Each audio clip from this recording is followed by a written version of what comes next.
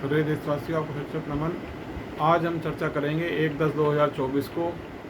कि देश के अंदर जिस तरीके से शराब का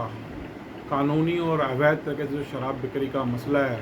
हज़ारों लाखों एफआईआर पूरे भारतवर्ष में दर्ज होती हैं हर साल। मैं आपसे ये बात साथ ही साझा करना चाहता हूँ कि ये देखो, एक बहुत गंभीर विषय है कि सरकार को चाहिए, केंद्र सरकार को, राज्य सरकारों को ये सोचना चाहिए कि इस देश की 140 करोड़ जनता कहीं ना कहीं इस अवैध शराब माफिया और जो कानूनी माफिया शराब बिक्री है, इससे कहीं जूझ रही है। एक तो इसकी आड़ के अंदर बहुत बड़े स्तर पर अरबों खरबों रुपए की भारत देश के अंदर जीएसटी की चोरी होती है, जो हमारे देश के अंदर एक विकास का बड़ा हिस्सा बन सकती है। दूसरा, ये अवैध शराब से लाखों तरह की मौतें होती हैं, कई तरह के बहुत सारे अपराध होते हैं, सट्टा, बैटिंग माफिया, लैंड माफिया, वैश्यावृत्ति, घरेलू घरों में झगड़ा, यंगर्स जो आज इसकी पहुंच में आ चुके हैं। और आज के क्लब हर एक थाने के जुरिक्शन के अंदर, रानीबाग थाने में तो मुजरे तक होते हैं, यहाँ पे बीट नंबर 1 के अंदर तो सालों से चलता आ रहा है, सब बीट अधिकारियों को पता है। तो ये एक बहुत गंभीर समस्या है कि आज बच्चों के पास जिस तरीके से आसानी से उपलब्ध है, तो इस समस्याओं का समाधान के लिए लाखों करोड़ों कोर्टों में केसेस लंबित हैं। इस शराब को पी के जो हुड़दंग मचते हैं, जो लड़ाई झगड़े होते हैं, पार्किंग को लेके विवाद हैं, घरों के अंदर झगड़े होते हैं, इसको रोकने के लिए जितने भी पार्षद, एमएलए, एमपी, राज्यसभा मेंबर आए दिन जो बयानबाजी करते रहते हैं, एक दूसरे की पैंट उतारते रहते हैं, पैर खींचते रहते हैं, रस्साकशी करते हैं, आरोप लगाते हैं, घिनौने आरोप लगाते हैं, इसको सही तरीके से रोकने का उपाय है कि पूरी इस समस्या का एक ही समाधान है कि पूरे भारतवर्ष में, जहाँ की आपको पता ही है कि जिस समय समय पर सरकार, अलग अलग राज्य सरकारें शराब को लेके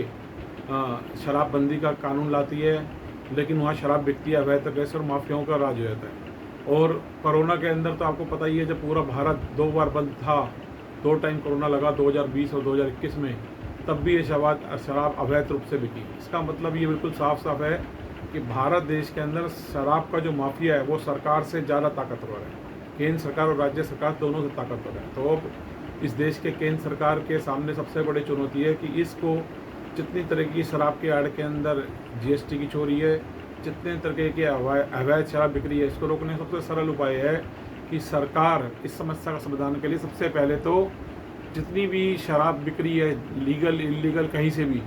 उसको जो है आधार कार्ड के द्वारा उसको जारी कर दे कि आधार कार्ड के द्वारा बिकेगी। इससे जीएसटी की चोरी रुकेगी और अवैध बिक्री पे लगाम होगी और अरबों खरबों रुपए का रेवेन्यू बढ़ जाएगा। 1 महीने के अंदर चेक करके देख लो। दूसरा, पूरे भारत में लागू करना पड़ेगा। जो शराब पीने वाले लोग हैं, हर एक उनके सबके ऊपर ये चीज़ लागू होनी चाहिए कि अगर कोई खाली बोतल जो है, जो दोबारा रिफिलिंग होकर अवैध तरीके से आती है बाज़ार में, उस खाली बोतल पे जो एक वो टैक्स सा लगा होता है सरकार का, जिसको स्वाइप करते हैं, ये मतलब स्कैन करते हैं शराब बेचते टाइम, उसके ऊपर एक बिक्री सरदार, जैसे एक बोतल के ऊपर मेरे को लगता है कि अगर मान लो 400 रुपये की बोतल है, उस पर 150-200 रुपये सरकार को टैक्स मिलता है। तो अगर वो उस बोतल के ऊपर लगे हुए कोड को अगर ये स्कीम निकाल देगी 5 रुपये 10 रुपये के अंदर, उस कोड को अगर कोई जीएसटी विभाग को भेजे, केंद्र सरकार की, राज्य सरकार की साइट पे भेजे, उसके ऊपर कोई इनाम निकाल दे, तो फिर ये सामने आ जाएगा कि जीएसटी की चोरी भी रुकेगी और उन खाली बोतलों के माध्यम से और उस कोड के माध्यम से, या कबाड़ियों को ये बात की डायरेक्शन दी जाएगी जो इकट्ठे करते हैं, इससे कुछ पॉलिसी लानी पड़ेगी सरकार को, ठोस पॉलिसी, जिससे कि सरकार के पास पूरा रिकॉर्ड और हिसाब आ सके कि देश के अंदर कितनी तरह की शराब की बिक्री हो रही है। और मैं ये बात गारंटी से, दावे से कहता हूँ कि मात्र 30 दिन के अंदर उतना जीएसटी की रिकवरी भारत सरकार के पास हो जाएगी, केंद्र सरकार के पास और राज्य सरकार के पास, जिसकी कल्पना आज तक 70 साल में किसी सरकार ने नहीं की होगी। क्योंकि ये माफिया बन चुका है अवैध लीगल शराब बेचने वालों का भी, अवैध शराब बेचने वालों के, और पॉलिटिकल और सरकारी तंत्र की नाक के नीचे सारा धंधा चलता है, उनकी जानकारी में चलता है, उनकी कॉलिजन में, उनकी प्रेजेंस में, उनकी जानकारी में, उनकी साजिश के तहत, और 140 करोड़ जनता सफर कर रही है। तो सरकार इस तरफ सोचे, आज यही मेरी प्रार्थना है। और सभी आईपीएस आईएएस अधिकारी रिटायर्ड से भी, आरडब्ल्यू से, एनजीओ से, धार्मिक संस्थाओं से भी, कि वो भी इस तरफ सोचें। इस तरफ जय हिंद, जय भारत, जस्टिस गांधी जिंदाबाद।